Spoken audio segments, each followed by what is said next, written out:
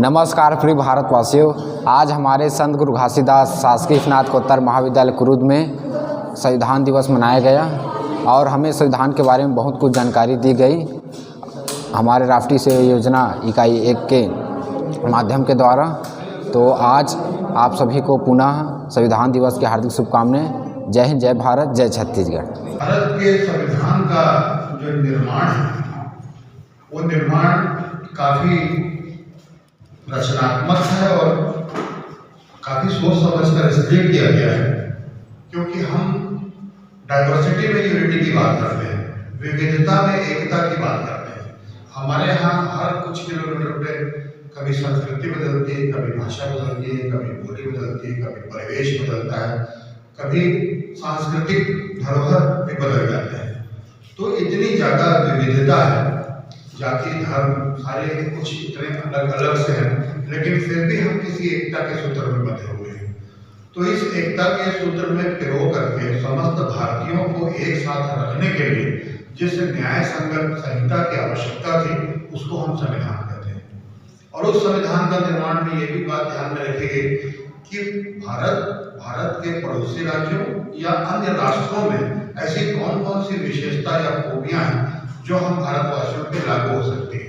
तो विभिन्न देशों से, विश्व के विभिन्न देशों से जो बहुत अच्छी चीजें थी उसको परिष्कृत करके उसका संकलन करके हमारे संविधान में उसको समाहित किया गया।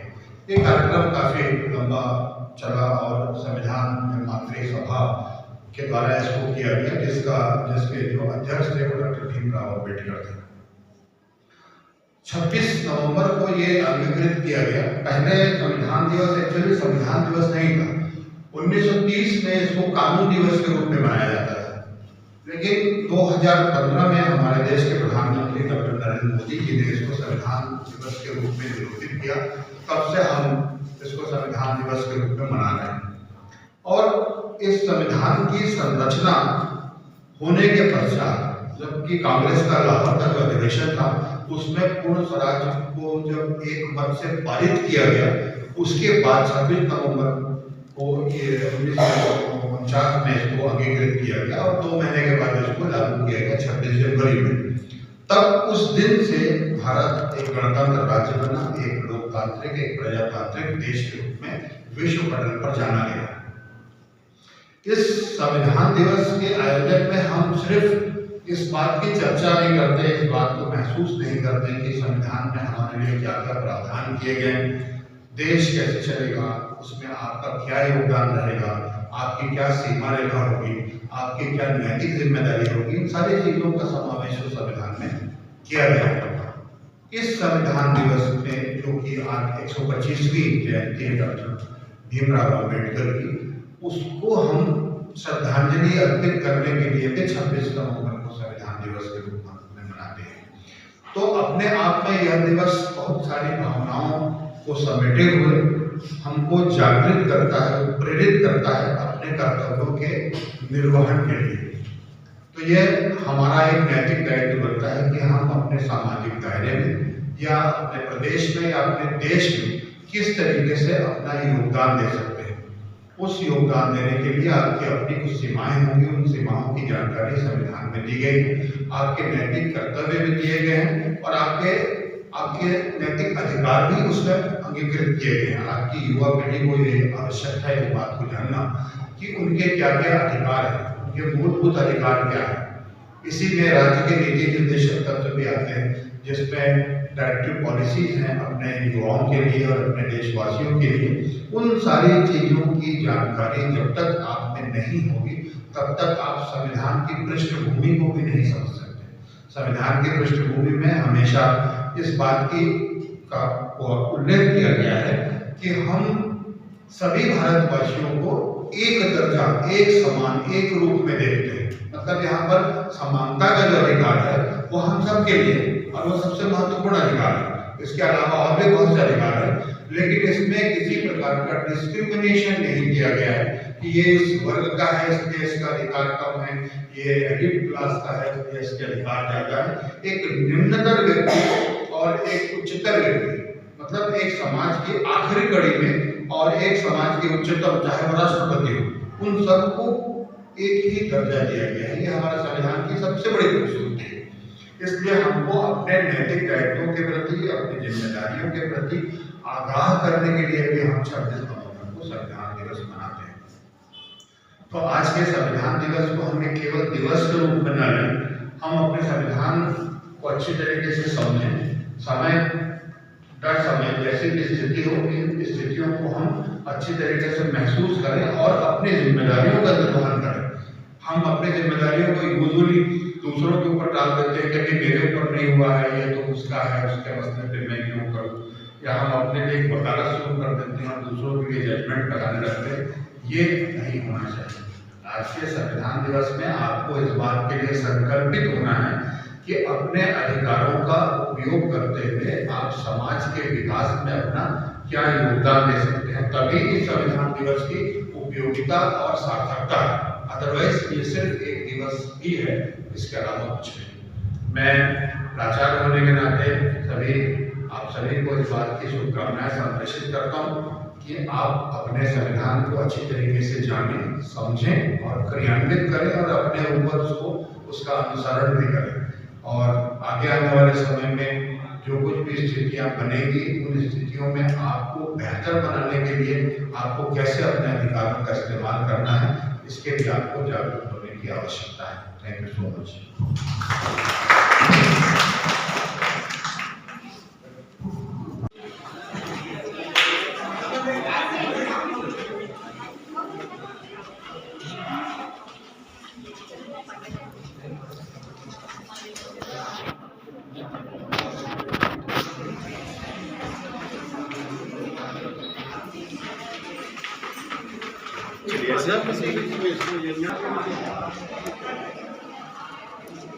वो कल्चर अपने नहीं डेवलप करता।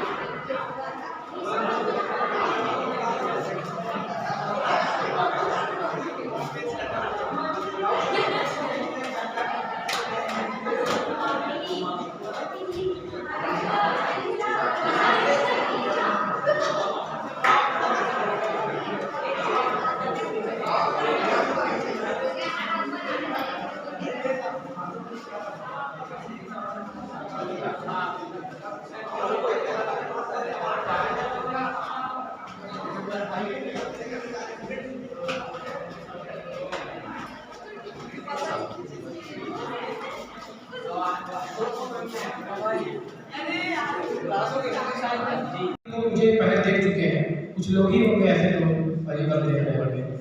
तो राहुल है मेरा नाम और मेरे साथ मेरे साथी भी हैं काजल, जो तो आज जैसा कि आप लोगों को सूचना मिली होगी, संविधान दिवस पर हमारा एक थोड़ा छोटा सा कार्यक्रम है, क्योंकि आप NSS वाले नेशनल सोशल सर्विस, तो काफ़ी आप लोगों का भी योगदान रहता है जब आप गाँव में कैंप लगाते हैं अलग अलग विषयों पे, जैसे नशा मुक्ति पे, पर्यावरण पे, जैसा सर बताते हैं मुझको, तो बहुत अच्छा प्रेरणादायक रहता है।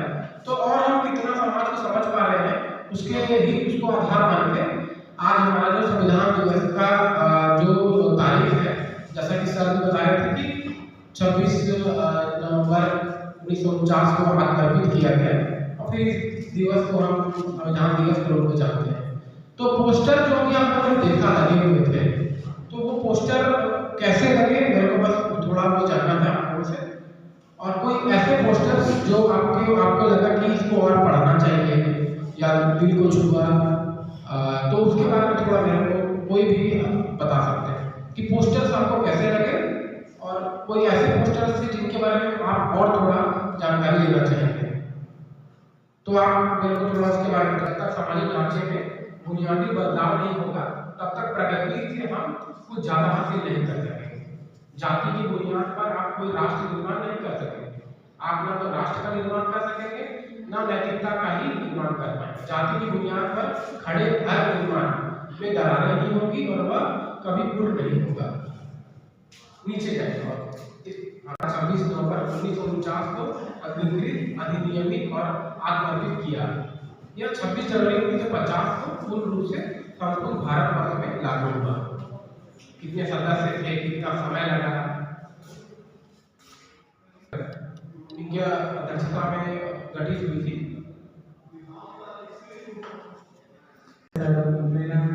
हमारे समाज की जितनी भी कमियां हैं, असमानताएं हैं और जितने भी भेदभाव हुए हैं उन सबको समान अधिकार है सभी को। जो क्रांतिकारी थे, नेता थे, उन सब ने अपना अपना विशेष योगदान दिया है और उन्हीं का अपना विचार है। ठीक है, बढ़िया। जैसे कि आप सभी को संविधान दिवस की हार्दिक शुभकामनाएं। संविधान हम सभी को पढ़ना चाहिए, केवल यहाँ वकीलों का अवसर नहीं है। हम सभी के घर की संविधान की पुस्तक होनी चाहिए। जैसे कि सर ने पूछा बहुत सारे प्रश्न, कई काम सर हम जानते हैं कि नहीं हम जानते, तो हम आगामी संविधान दिवस को मनाने के लिए हमें अपने अधिकार जो हमें संविधान में मिला है, मौलिक कर्तव्य है, उन सभी की जानकारी, हम तो स्टूडेंट हैं तो हमें बिल्कुल होनी चाहिए क्योंकि हम शिक्षित हैं। यदि हमें नहीं होगी तो बहुत अच्छी बात नहीं है और इससे हम आने वाले संविधान दिवस को और अच्छे तरीके से मना पाएंगे जब हमें अपने हक अधिकार के बारे में जानकारी होगी।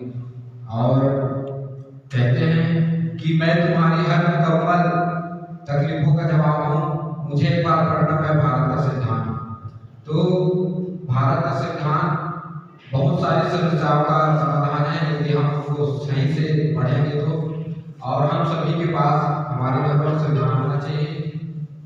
और इसी तरह हम आज भी देखते हैं कि 75 साल हो गए हमारे देश में संविधान लागू हुए, लेकिन हम संविधान के ज्ञान से बहुत दूर हैं। आज भी हम संविधान के बारे में बहुत कम बातें जानते हैं, तो हम सभी को संविधान के बारे में जानना चाहिए। मैं सभी एनएसएस के वॉलंटियर्स को कहना चाहता हूँ, धन्यवाद। बहुत धन्यवाद, आपने अपनी राय और समझ को शेयर किया हम लोगों के साथ। तो और कोई साथी आप लोग में से कोई? एक दिन में मनाते हैं, लेकिन एक दिन ऐसा लगता है कि हम लोग बहुत कुछ जान रहे हैं एक दिन में। तो एक दिन में जब हम इतना सब कुछ जान सकते हैं तो इसी संविधान को, जैसे कि भाई हेमराज ने बताया कि एक पुस्तक होनी चाहिए हमारे घर में, तो अगर उसी संविधान को अलग अलग हम लोग संकाय के हैं, जैसे कि बायोलॉजी पढ़ते हैं और कोई आर्ट के हैं, तो ये कॉमन पर्सनल विषय है, लेकिन इस संविधान के बारे में जानना सबका हक है, सबको इसके बारे में पता होना चाहिए। संविधान के जनक डॉक्टर भीमराव अम्बेडकर हैं, उनके साथ बहुत सारे ऐसे उनके साथ वो उनके जीवन में बीता है, उसको देखकर उन्होंने सोचा कि जो मेरे साथ हुआ है उसको मैं किसी के साथ नहीं होने दूंगा। और ऐसा सोचते हुए उन्होंने इतना बड़ा संविधान का निर्माण किया जिसको बनने में बहुत समय लगा, करीबन 2 साल 11 महीना और 18 दिन लगा। तो जब उसने इतना मेहनत किया है उन्होंने, तो हमारा फर्ज बनता है कि हम उसको अपनाएं अपने जीवन में। संविधान सभा में बहुत सारे सदस्य थे जिनमें केवल 15 सदस्य जो महिला थी। तो आज हम एक जागरूक स्टूडेंट बन सकते हैं, उसमें जो 15 संख्या थी उसको आज हम आगे बढ़ा सकते हैं और इस दिन को केवल एक दिन के रूप में न मनाकर इसके अपने जीवन में इसको ढाल सकते हैं। और इसको केवल कॉलेज या ऐसे कार्यालयों में नहीं मनाना चाहिए, बल्कि गांव में भी छोटे स्तर में ही सही, लेकिन इसके बारे में जानना चाहिए कि संविधान होता क्या है और इसको कैसे हम अपने जीवन में ला सकते हैं। बस, धन्यवाद। आज हम सभी के बीच उपस्थित अजीत प्रेम जी फाउंडेशन से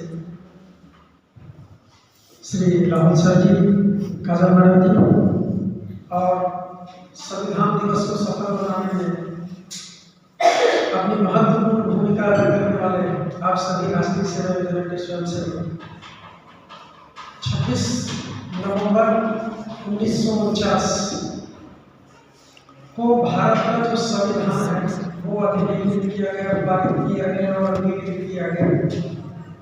और ठीक इसके एक साल बाद 26 नवंबर 1950 को भारत का संविधान जो है वो पूरे देश में लागू हो गया। भारतीय संविधान को देश का सबसे खूबसूरत संविधान माना जाता है और भारत का जो संविधान है, जैसे अभी आप लोगों ने पढ़ा होगा कि एक जीवित दस्तावेज माना जाता है। मतलब भारत के संविधान में इतनी अधिक फ्लेक्सिबिलिटी है कि आवश्यकता अनुसार उसमें संशोधन किया जा सकता है, उसको आवश्यकता अनुसार बदला जा सकता है।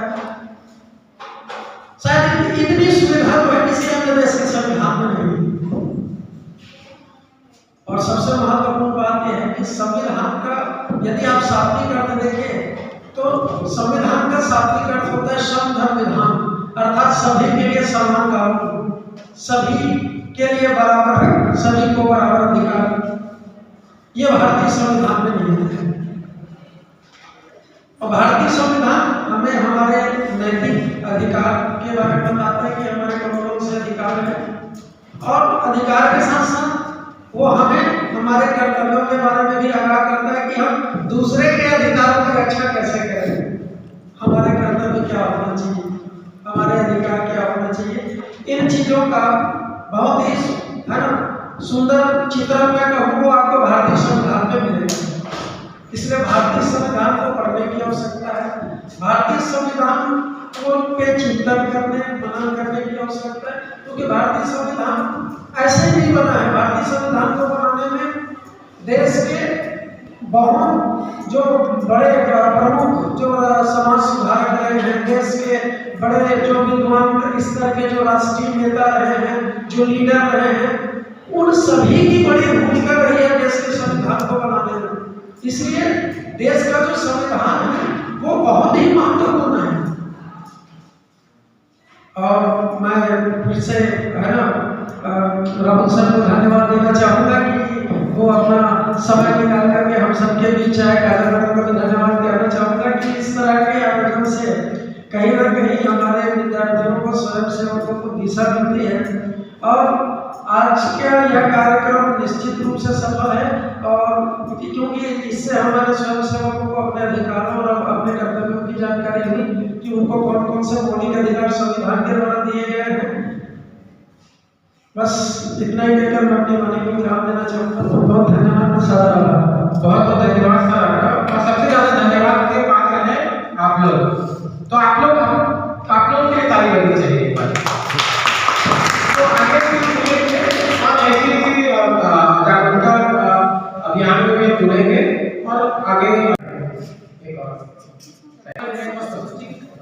26 जनवरी 1950। आप हाथ खड़ा करना, मैं माइक लेके आऊंगा तो आपके बता, ठीक है? 1950 क्या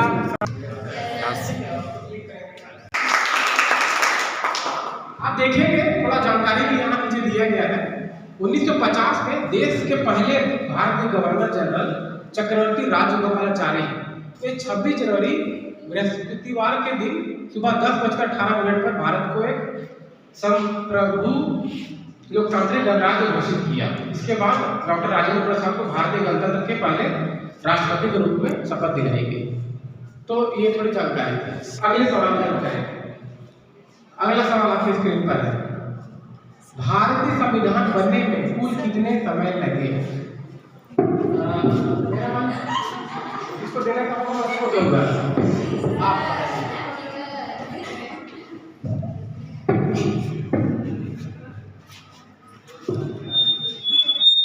3 साल 11 राम राम।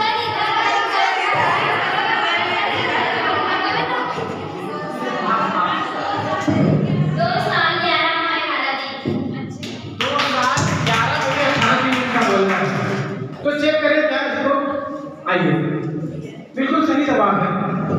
थोड़ी ताली बजाइए इनके लिए। ठीक है, बहुत बढ़िया। अगले प्रश्न की तरफ चलते हैं। तीसरा, भारतीय संविधान सभा में कितने लोग थे? पहला ऑप्शन है 399, 543, तीसरा 403,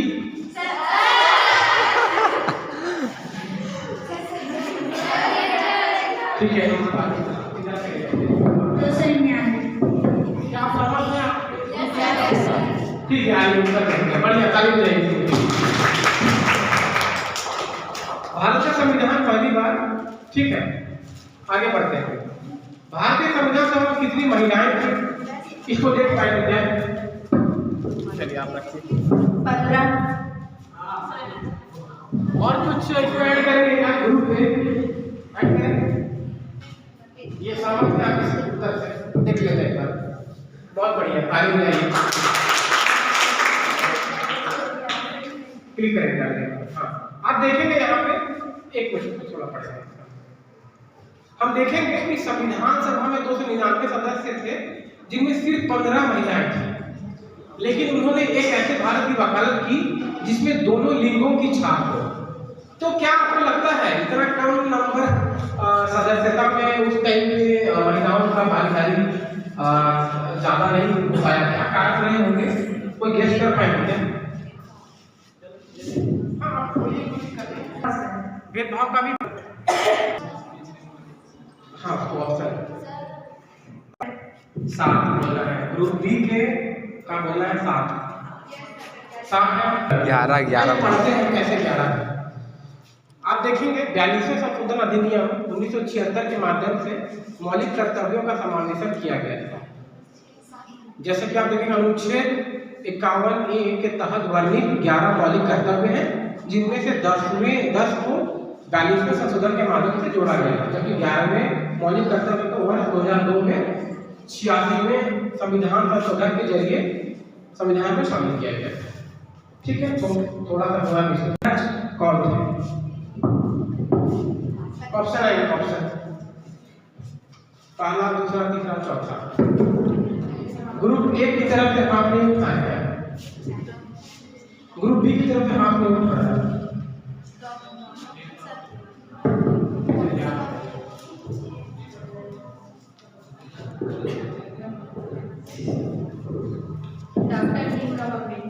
समझ रहे हैं आप लोग?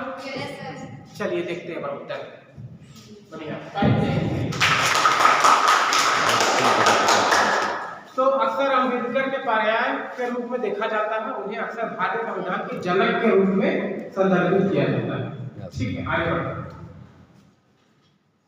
भारतीय संविधान की मूल आत्मा को समझना हो तो हमें क्या पढ़ना चाहिए? ऑप्शन है धार्मिक ग्रंथ, दूसरा है महापुरुषों की जीवनी, तीसरा संविधान की प्रस्तावना या कथाएं।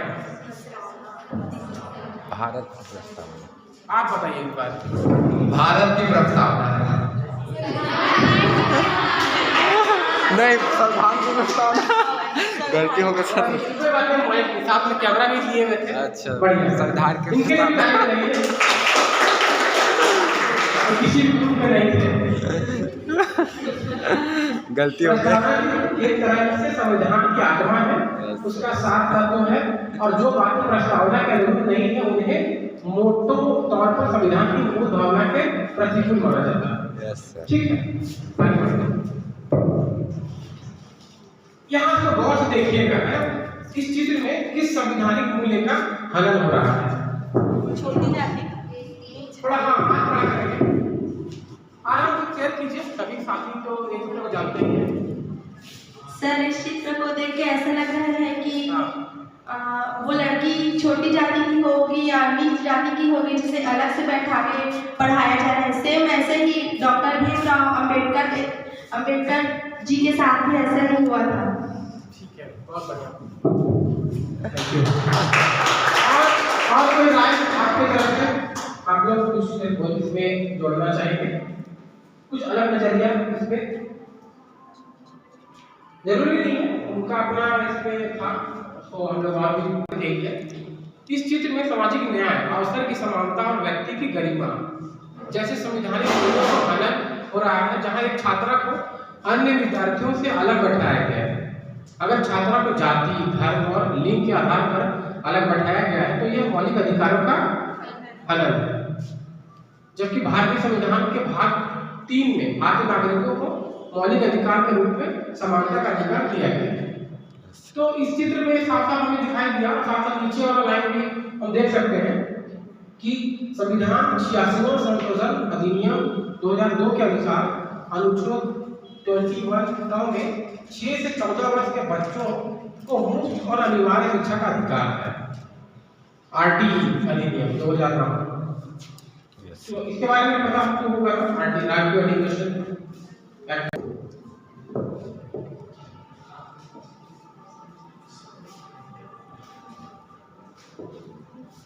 समानता सर, आप शेयर कीजिए। समानता। ठीक है, हमारे कैमरामैन भाई का बोलना है समानता। और कोई राय ग्रुप ए ग्रुप बी आप नहीं बोल रहे हैं? समानता आप लोग समानता का अधिकार है ऐसा बोला आपने। और कोई आप लोग कुछ अलग दिख रहा है किसी को? ठीक है, इसका हम लोग देखते हैं आगे चलकर। आइए,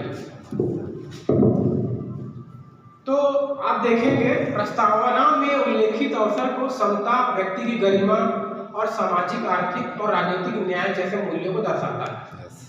भारतीय संविधान के अनुसार भारतीय नागरिकों को मौलिक अधिकारों के रूप में समता, समानता का अधिकार प्राप्त है। सबके लिए तारीफ चाहिए। तो अनुच्छेद भी इसमें है शामिल, देख सकते हैं कि आप किसी को भी धर्म, जाति, लिंग, जन्मस्थान के आधार पर भेदभाव का निषेध है। फिर अनुच्छेद 16 में भी इस बात को बहुत अच्छे से स्पष्ट रूप से बताया गया है। सार्वजनिक रोजगार के मामलों में अवसरों की समानता, अपॉर्चुनिटीज, जैसे opportunities to find job, employment, उसको लेते हैं। तीसरा अनुच्छेद 17 में अस्पृश्यता को समाप्त कर दिया गया है और किसी भी रूप में इसका अभ्यास निषिद्ध है। ठीक है, आगे बढ़ते हैं।